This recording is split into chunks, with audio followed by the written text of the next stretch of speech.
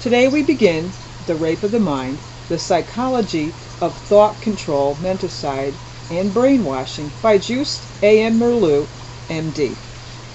Before I get into the book, I'm going to read the back and then read a little something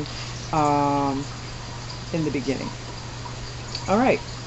It says, the classic work on brainwashing. That was a comment made by Wikipedia. The vicissitudes of war and fate afforded psychologist Juste Merleau an unusual opportunity to observe brainwashing as applied under the iron heel of the Third Reich, and later the subtler American system of mass media, education, and marketing.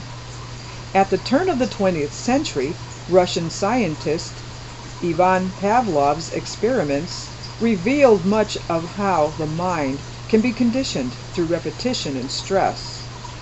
In the 1920s, Sigmund Freud's nephew, Edward Bernays, was using the knowledge of conditioning to help corporations manipulate the populace for profit. Although Freud's ideas never proved themselves in practice, generations of psychology students were fed the uncle's curious philosophy rather than the nephew's tricks of the trade, which are practiced on us every day. Would widespread sharing of those methods not suit those who sponsor university chairs? The mind control campaigns of corporations and politicians are now so pervasive and sophisticated that it becomes ever more urgent for individuals like us to take the initiative and gain an understanding of these principles, lest we be left undefended on the battleground of our own minds. Merleau's classic work is a helpful tool for everyone concerned with protecting their own freedom of thinking and action. That was on the back cover, and there's like a little preface, so I'm going to read that. Since 1933, when a completely drugged and trial-conditioned human wreck confessed to having started the Reichstag fire in Berlin, Dr. Juste A.M. Merleau has studied the methods by which systematic mental pressure brings people to abject submission, by which totalitarians imprint their subjective truth on their victims' minds. It is Dr. Merleau's position that through pressure on the weak points in men's makeup, totalitarian methods can turn anyone into a traitor.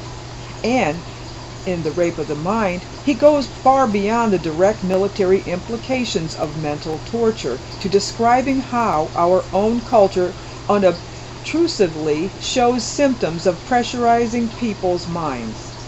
He presents a systematic analysis of the methods of brainwashing and mental torture and coercion, and shows how totalitarian strategy, with its use of mass psychology, leads to systematized rape of the mind. He describes the new age of Cold War with its mental terror, verbocracy, and semantic fog, the use of fear as a tool of mass submission, and the problem of treason and loyalty, so loaded with dangerous confusion. As John Dollard wrote in the New York Times, Dr. Merleau is a passionate spokesman for the democratic practice of life as a general human goal, not merely as a device for beating off the totalitarians. Every thinking American should take some of his self-time, his time for self-development, and read this book. Dr. Merleau shows in his own person what psychoanalysis can do when it is freely combined with social science knowledge. He is a remarkably developed individual man. Indeed, he is one of the great spokesmen of the democratic world, and everyone should know him. Dr. Juste Merleau's best-known work, The Rape of the Mind, is written for the interested layman, not only for experts and scientists. The first 2.5 years of World War II, Dr. Merleau spent under the pressure of Nazi-occupied Holland, witnessing at first hand the Nazi methods of mental torture on more than one occasion. During this time, he was able to use his psychiatric and psychoanalytic knowledge to treat some of the victims. Then, after personal experiences with enforced interrogation, he escaped from a Nazi prison and certain death to England, where he was able, as chief of the psychological department of the Netherlands forces, to observe and study coercive methods officially. In this capacity, he had to investigate not only traitors and collaborators, but also those members of the resistance who had gone through the utmost of mental pressure. Later, as High Commissioner for Welfare, he came in closer contact with those who had gone through physical and mental torture. After the war, he came to the United States, where his war experiences would not permit him to concentrate solely on his psychiatric practice, but compelled him to go beyond purely medical aspects to the social aspects of the problem.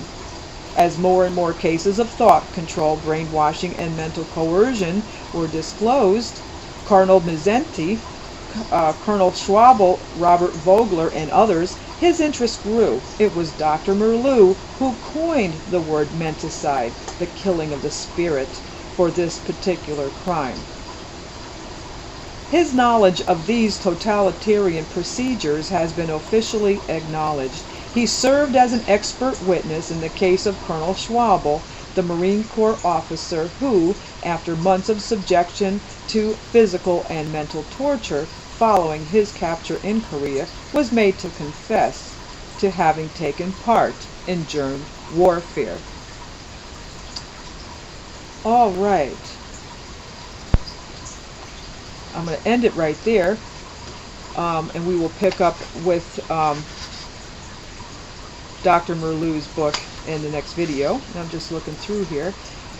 Just wanted to make a mention. Of course, this is a reprint, a facsimile of the original 1956 edition.